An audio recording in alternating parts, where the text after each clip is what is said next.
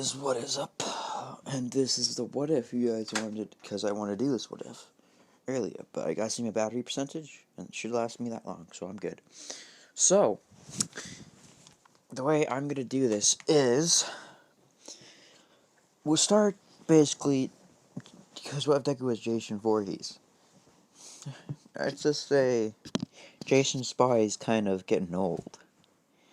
And like saying, yeah, we know it's old, it could be like rotten and everything, but I know I gotta change it up a bit, so.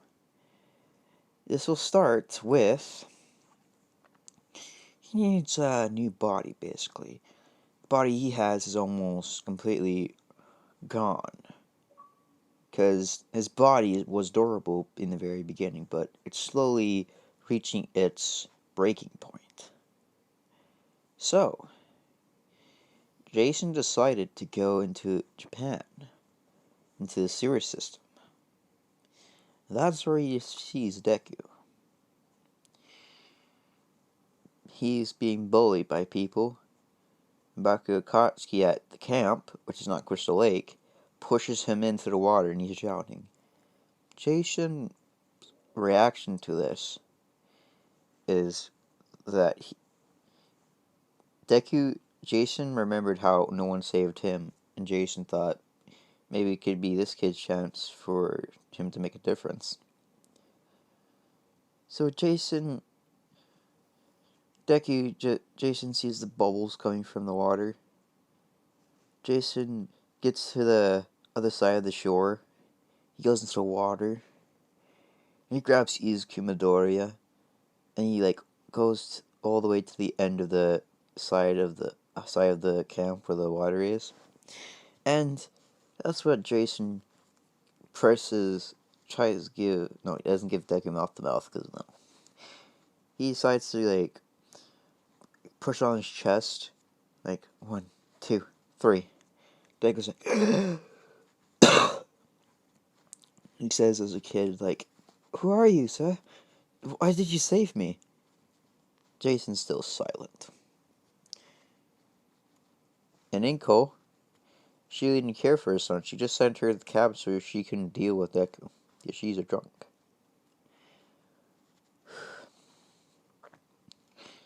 Jason carried Deku, and Deku kind of knew this meant that Jason would take care of her. Take care of him. That's when Deku disappeared for a long period until Baku graduated his junior high. But that will be later on in my future. What if?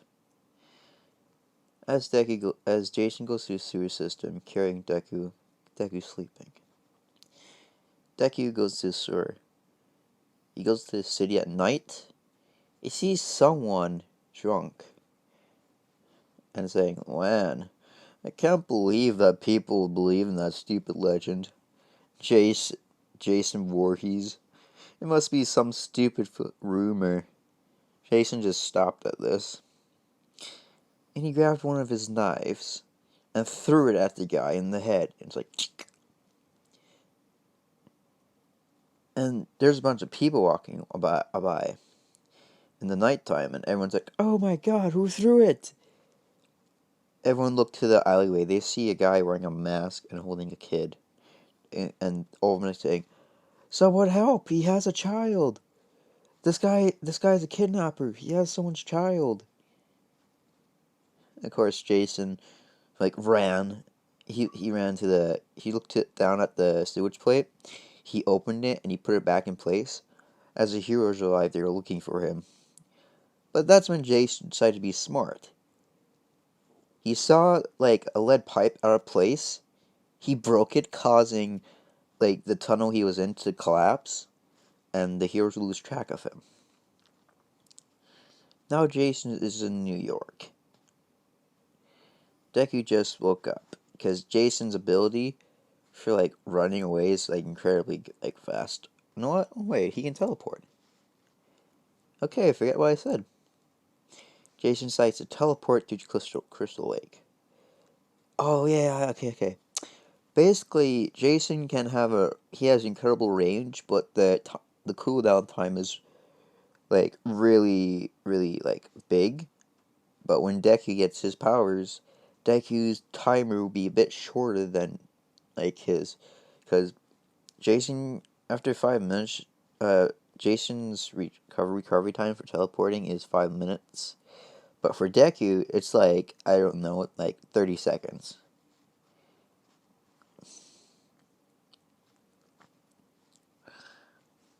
However, the more age he becomes, the more strong he becomes. The timer will decrease by 1 second every time.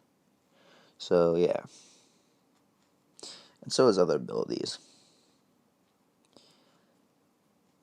Jason goes to the shack where his mom is. He places Deku on the bunk bed, and Jason sees that there's people in the Crystal Lake, Camp Crystal Lake. Jason decides to lock the door and like blow out the lights so no one would know where it is. Then Jason proceeds to go into the teleport to the water,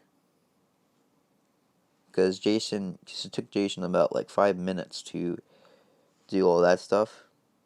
Yeah, no, it's Jason's like cooldown time is still generating, so he's walking almost all the way there. Then he gets to the water, and he sees this guy just sitting in the on the, I don't know, floatable. I can't remember the name. Okay, walking to the campfire. And then Jason throws a machete into the guy's head, and everyone's screaming like, "Ah, it's Jason Voorhees! Run!" Everyone begins running. Jason goes up to the dead body that he killed. He grabs his machete and yanks it. A bunch of blood like pouring out. As Deku begins to say, like, not Deku, but Jason's like, "This is fun," in Jason's head.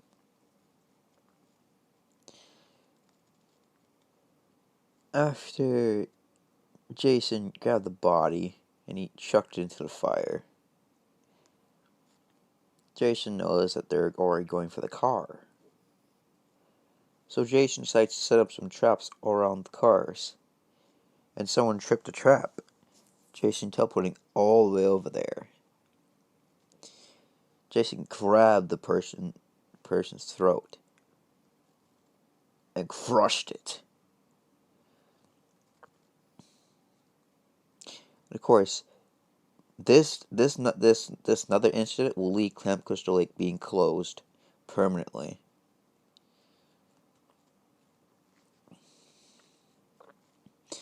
And I guess a hero will come to kill Jason Voorhees, but Jason Voorhees' very being will go to Deku.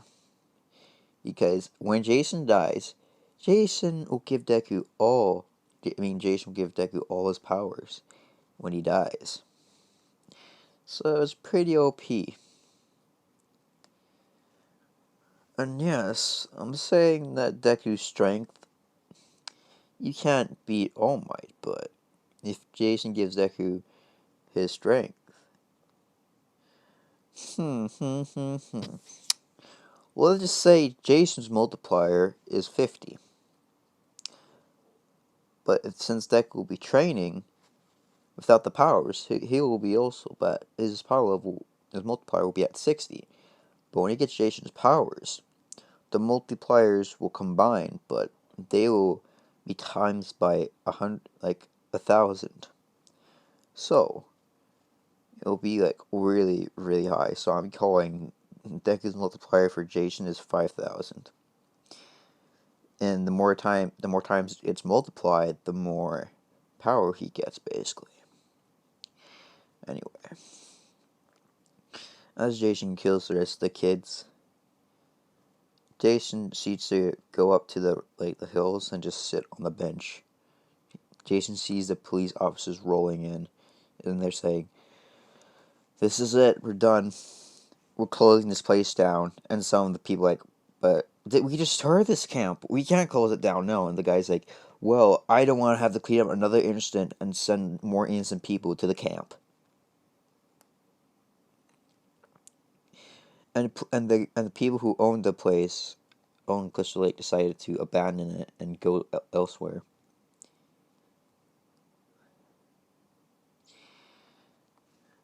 And Jason's like, finally, I can be at peace. No more people coming here means no more fun to kill them. After all, it is their fault that I became this way. Jason kind of feels like, because Deku, since he's a kid still, Jason still will be able to be awake. So, yeah, excuse me, yeah.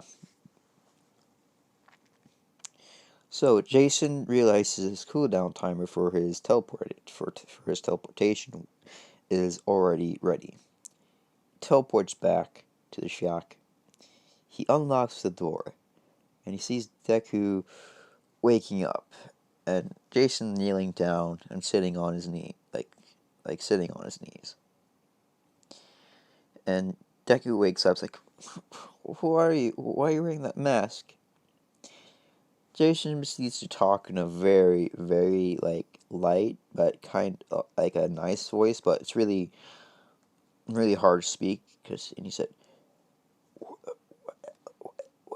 like that, like, well, you see, you are drowning, so I saved you. And the reason why I wear this mask is because I'm rotting away.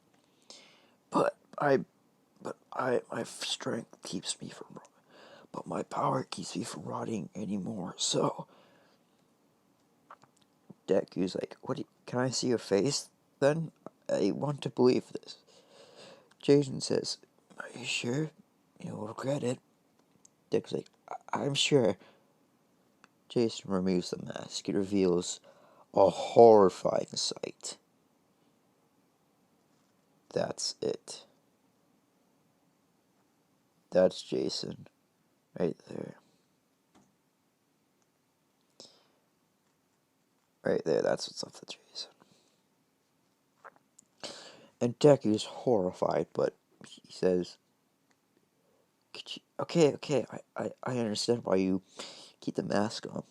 Jason sees to pick out the mask he put on the floor and put it back on his face, and Jason said, well, so kid, what's your name? Deku says, my name's Deku, and yours? Jason means to explain that my name's Jason. And if you're wondering where you are, you're at Camp Crystal Lake. And Dick's like, what's Camp Crystal Lake? Jason begins to explain that Camp Crystal Lake is a place where people, like campers, will go to, but he kills them if they come into his place and disturb his mother. His mother. And Jason's like, and Deck's like, where's your mother? Jason gets off of the floor, and he stands up. Jason says, follow me. Deku comes to the other room, and he sees Jason's mother's head just sitting on the podium in her sweater. Deku's like, but, is that really your mother? And Jason's like, yes. You see, my mother brought me back from the dead. And Deku's like, but I thought, so, but how are you still alive? Jason begins to explain, like, well, after a long period of time, my mother is slowly dying, you see. And if she dies, I die along with her, but it's different for me. I will stay here while she goes to hell. Deku's like, but that's sad. Jason's like, what do you mean by sad? Well, you said it was their fault for drowning you? And Jason said yes. If it hadn't been for those ignorant people, this incident never would have happened. I would have had a life, maybe some kids, but I would still wear the hockey mask because I was ugly when I was born. Deku's like, appearance doesn't matter. Your personality matters, that's all. And Jason's like, huh, I'm lucky I chose this kid to be my next successor. Anyway, Jason begins to explain to Deku that he's getting old and he needs a replacement. But it's not a replacement, but Jason's asking if Deku wants to be his successor. Deku says he hesitates, but he says yes. Because Deku realized if he gets Jason's powers, he just have to protect this place. But at the same time, Jason Voorhees, for that time, since Deku's at the age of 5, Deku's been training for 14 years. Yeah, 14 years is more precise. During those 14 years, Deku and Jason got a lot closer, and Deku started looking at Jason as a father. Deku never had a father when he was young. However, 7 years after Jason's mom died, her soul went to hell. Jason was in a depressed period, but since he had Deku, it didn't make him as depressed. Then Deku began to say, like, Jason, are you okay? Jason's like, yeah. Because if Deku reaches the age of 14, then that's the time when Jason's going to have to pass on, because he can't handle any more stress on his body. His body's almost at the breaking point, because I think a few more years, when it reaches 14 years, he's gonna be killed by a hero in Camp Crystal Lake.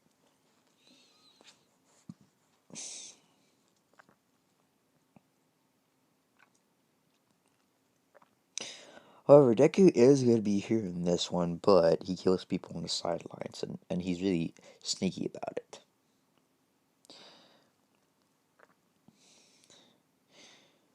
As Deku reaches the age of 14, he's the same height as Jason, but a bit 1 inch taller. And Deku has Jason's physique, but it's more bigger and stronger. So Deku's multiplier is 16, Jason's is 50. And yes, Deku's mind is more mature than you see him in the Hero Academia world. He does mutter sometimes, and Jason's like, oh god damn it, he's muttering again. Oh, about these damn quirks.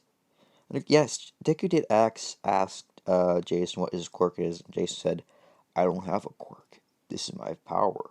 This is my physical appearance.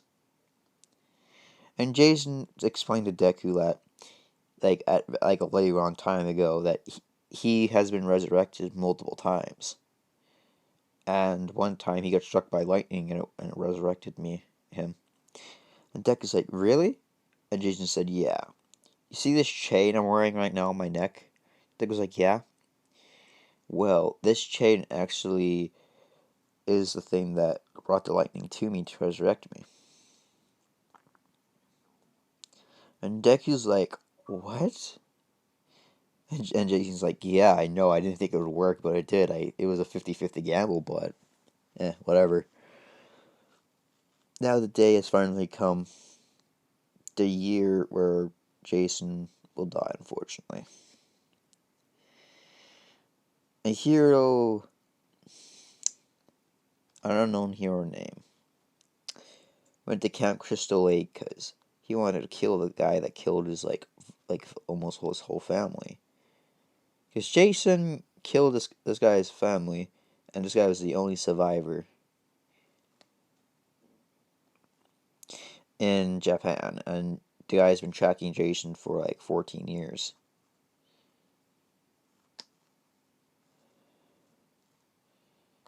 I think 14 years is a bit too long. I don't know how many years. I don't know. Yeah, I'm gonna say when Deku reaches the age of 14. That's when. Yeah. Anyway. Jason just sitting at the porch at Camp Crystal Lake. The hero's quirk is super speed. When the guy sees Jason, the guy remembers all his suffering that Jason did. The guy uses his arms and he just breathes in a bunch of air because he needs air for his quirk to work. Because the air from his when he's sucking in the oxygen, he's like creating friction in his arms. The oxygen is being so pressurized when he goes for a blow, it's like supersonic speed. But once Deku gets Jason's power, Deku will see that speed and you'll catch it. But I don't want to spoil it yet. Jason proceeds to get up off the porch and walk, but not after someone punches Jason in the arm, like snapping it off and severed. Jason going to two lodges and having some of his bones, his body broken, but they're fractured and mending themselves slowly. But Jason gets up using his one hand. He grabs his machete, and the guy coming down the hill is like, "I've been looking for you, Jason. All these years you've been here. I should have known. Camp Crystal Lake is the only place that will be abandoned." And the guy said, "This is for killing my family." And the guy uses his quirk. Jason goes for a blow. He manages to cut the guy, but the guy manages to hit Jason's in the side, that there's a huge hole right there.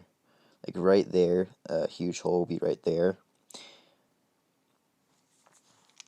And Jason falls to the ground, and his machete just dropped. And the guy's arm's cut, but the guy decides to the hero decides to kick Jason onto the ground. Jason hesitating to get up, but he gets up.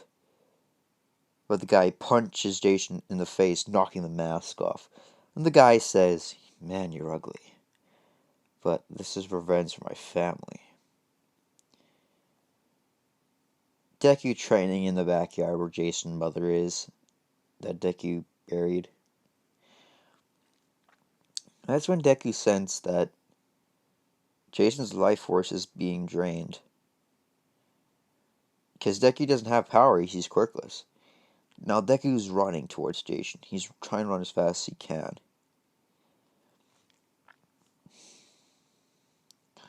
After this, the hero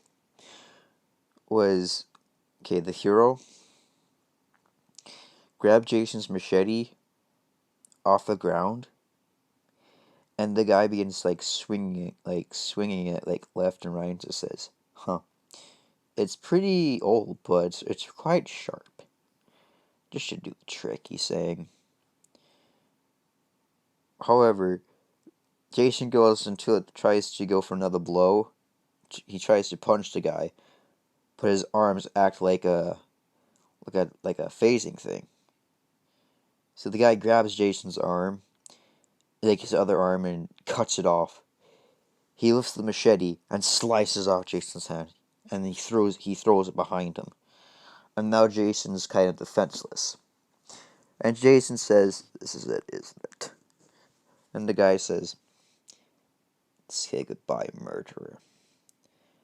The guy goes straight first into Jason's face with a machete, and the machete goes through Jason's face all the way to a tree where Jason is. and it goes, and the sound's like this. And the guy pulls the machete out. And Deku's sitting right there, just says, "Dad!" And the guy's like, "Dad?" And the guy's like, "Wait, this person had a kid?" Deku running over, and the guy's like, "Hey, kid, what are you doing?" Deku holding Jason. All of a sudden, Jason's body was turning into a blue sort of energy. And it was turning to red.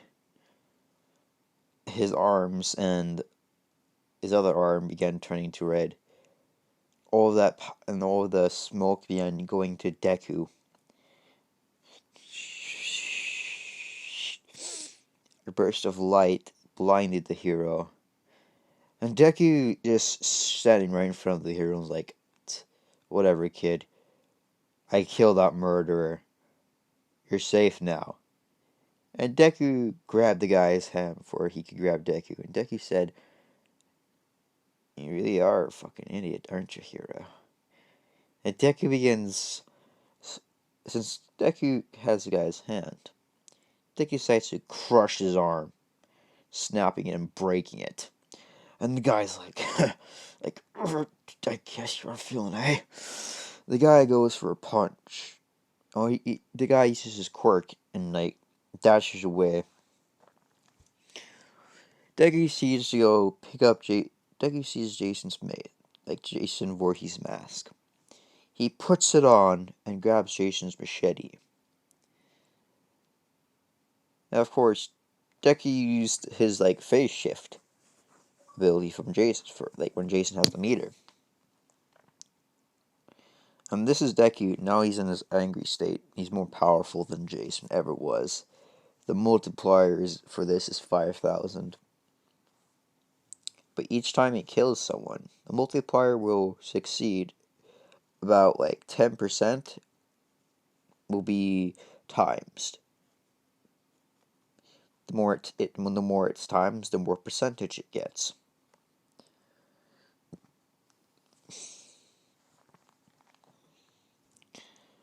And the guy is at the rooftop of the hill, and he says he uses his quirk to go for a punch at Deku, but Deku catches the guy's hand when he's phase shifting. And the guy uses his broken arm because he used a tech because he's been training his broken. Because he purposely broke his arm on purpose so he could train with it, even if it's in a situation where it was broken. However, when the guy did that, Deku decided to dodge it. And then he kicked the guy in the chest. And he was like, "Oh!" And Deku's kick is nothing normal. It damaged his organs severely that he can move for like a good 2 minutes. And those 2 minutes gave Deku all the time he wanted. Deku proceeded to cut off the guy's arms. So then Deku decided to, like, knock him out. Deku burnt the guy's arm so that he wouldn't bleed out on him. Deku grabbing the guy by the head.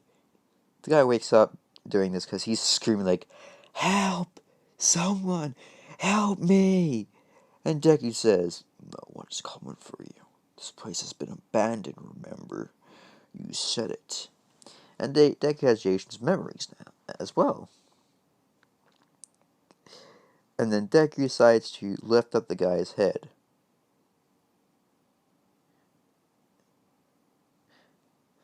And put the guy on the boat.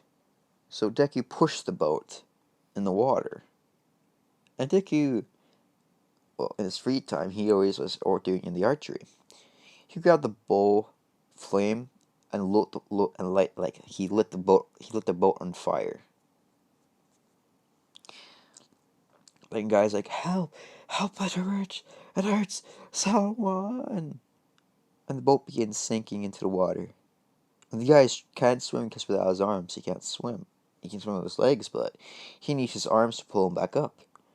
But he doesn't have any. And that's when the guy drowns in Crystal Lake. And Deku in order to find the preparation to begin for Deku's journey back to Japan. Deku decides to light most of the Camp Crystal Lake cabins on fire, except for one, the lodge.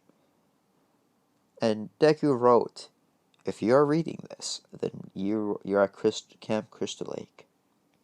This will be your only warning. Leave now, and I will spare you. But stay, and you will die."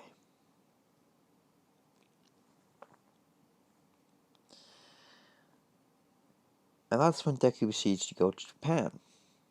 Of course, he's wearing a hoodie now, with a mask. And Deku's like, "Bakugo Katsuki, eh? A bastard almost wanted me to get drowned, eh? I'll make sure, I'll become a hero. But I'll kill people on the sidelines. People will never know about it." Oh, this is gonna be fun, because Deku's in America.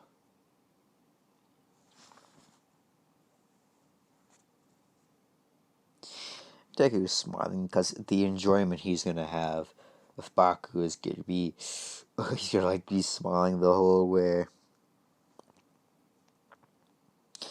Deku begins to wonder how it would feel if Bakugo saw him now. Deku's gonna be so happy when he sees him. But I talked to it. Well, I talked about what am I talking about? I just woke up. Anyway, Deku proceeds to say, "I'm gonna have so much fun." And this is where he actually, after it took him about 3 months to get back in Japan into the sewer system.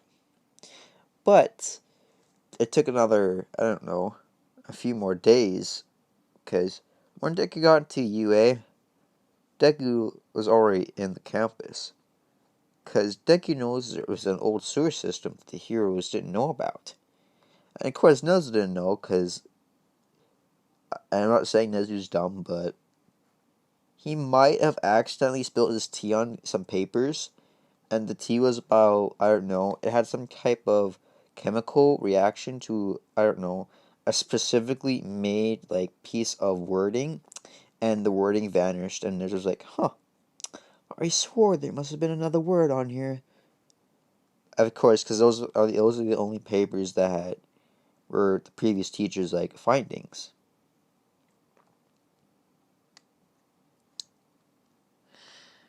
And of course, Deku decides to teleport back to Crystal Lake and grab some furniture. Because he grabbed all the good furniture out of the logs and put it into the lodge, the cabins into the lodge, because it's a smart idea.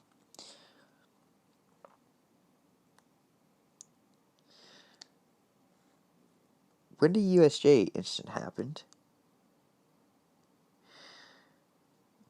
someone purposely left the door open for the Class 1A. But I'll get to that story another time. Deku in the class now underneath UA just says, kind of thankful that Nezu, because Deku was already into the system already. He already put a drive into the mainframe of Class 1A. Because Deku found a wire that was connecting to all the mainframes, and this line was open. And no, someone actually, a student back then, was trying to download some, I don't know, unrestricted files, and they had to hide the evidence, so they used their quirk to dig a hole all the way to where the abandoned thing is without he didn't know it was there. So yeah, and that it's pretty old, but it's still hooked up. And of course, some of the people wondering huh, what's this wire doing down here? And all of them thought is it was probably for something it's probably something that Nezu made. Because if they disconnected, the whole server would actually be fried. And Deku's like, damn, whoever this kid was back then was smart. As Deku grabs a couch from the lodge, a bed, and of course cooking tools. Of course, he made his own like oven. Because think about it, the ovens there are pretty old, so he actually customly made one that was really advanced. So yeah, because it took Deku about like 3 days just to get all that there. Deku just like sleeping down there. And of course, there are cameras in class, like in the UA. However, when the villain, the Hero J incident happened, the no when Shigaraki's about to grab like Asu, someone threw a machete at Shigaraki and it landed into his hand. And Shigaraki's like, "Who was that?" But no one replied. And that's when Shigaraki took out the knife, like, "Damn you, heroes!" Of course, Ida was knocked out. When Ida reported this to the teachers, Deku purposely teleported to the class 1A, and Deku threw him into the teachers' like conference. Of course, that's when Deku used his phase shift, like to like get out of the place, like and hide into a tree, because the camera saw him, but they didn't know what quirk it was. But Deku already deleted the footage before Nezu saw it. And Nezu says, "K," and begins running to the thing much earlier than predicted.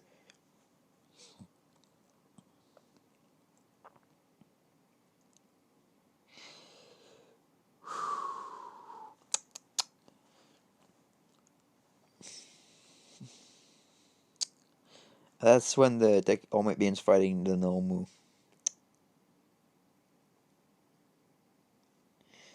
And on Deku, and when Deku sees All Might, because no one's looking at Machete, but Bakugo said, but Bakugo was not paying attention to like what all the class 1A was saying, like, is everyone here? And Asu saying, well, who threw that machete? They saved my life. And all the class 1A like says, what machete? The machete, right? They see a blade mark in the ground, and Asu's like, wait, where's the blade? Shigaraki and Kirigiri begin to attack All Might, but since there is still smoke there, someone grabbed Shigaraki's arm and snapped it and broke it into several different like positions. Not like 3 positions, like up, down, up.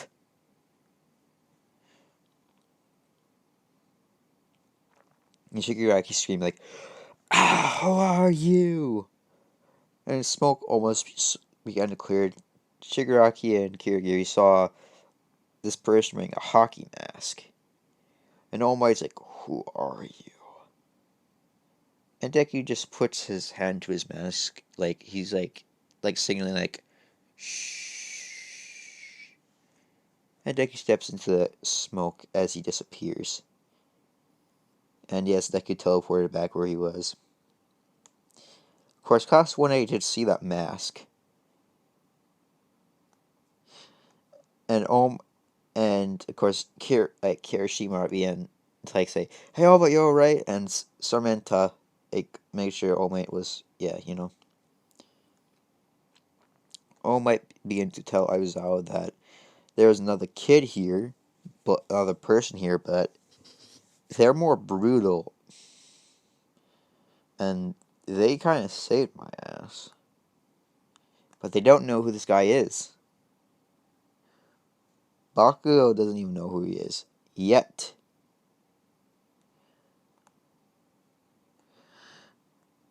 And Deku like decides to like take one of Class 1A's phones and hack it and to make it his own. And guess what phone that was? Yes, it was actually Momo's phone.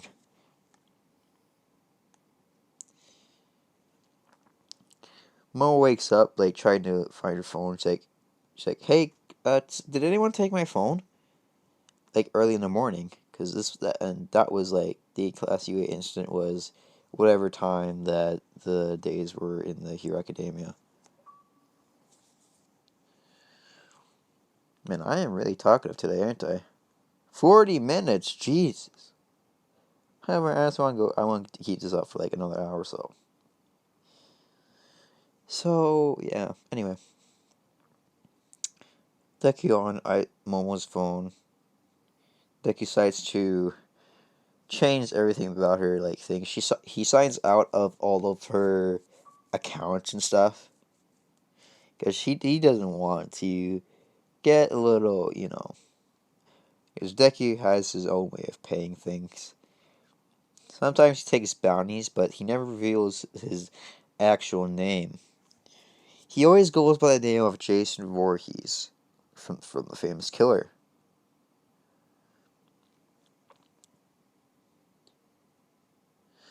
Of course, Deku just stretches out, he puts the phone down into a drawer, and he just goes to sleep. Because, there's power there. Deku hooked up some power. Deku looked at the electricity bill from Class 1A in the files, and they say they have to pay that amount every time. But they won't notice it because if the mainframe had more, he looked at the file and it said the mainframe will probably cost a lot more power than normal, so it wouldn't be a surprise to them. So yeah, and yes, the power that Deku's using is like they just think it's a mainframe needing more like power to like process everything. So yeah, Deku's sleeping underneath he's like 50 feet. I don't know where the old sewage is, but whatever. He's like,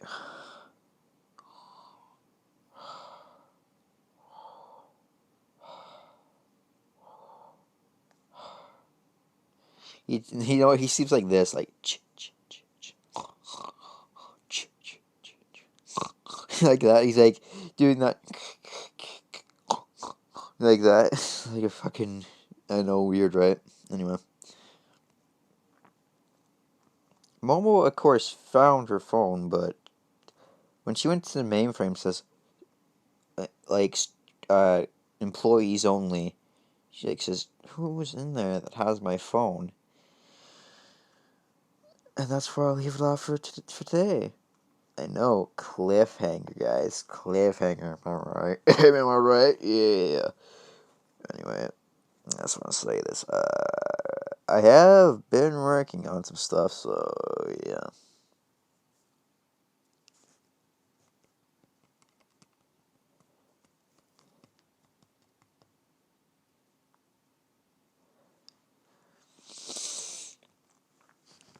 I'm literally just playing Doom 3 right now. I'm bored. I've been working on that. I've been working on this.